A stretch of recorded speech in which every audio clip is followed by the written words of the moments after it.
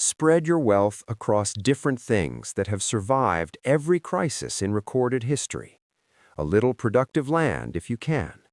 A little gold. A skill that pays. A few months of supplies.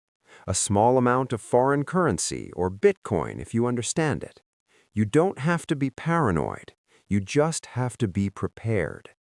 Because the historical record is clear, there will be another crisis.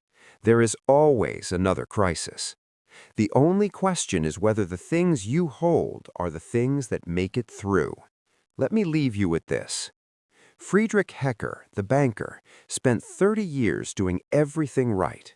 He followed the rules, he trusted the system, and by the end of 1923, his life savings couldn't buy a cup of coffee. He wasn't stupid, he was just playing a game that changed the rules without telling him. The farmer didn't know about monetary policy or inflation or interest rates. He just knew that people need to eat, and he owned the thing they needed. Here's the truth that most financial advice will never tell you. The rules of money can change overnight. The government can print more. Banks can fail. Currencies can collapse. But human needs do not change. People will always need food, shelter, medicine, and skills.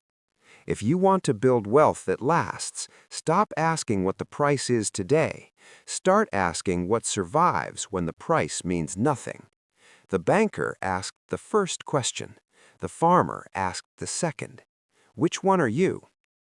If this changed how you think about money, subscribe. I make videos every week about the psychology of wealth, the mistakes most people make, and the assets that actually survive. And tell me in the comments, if your currency lost 90% of its value tomorrow, would you be the banker or the farmer?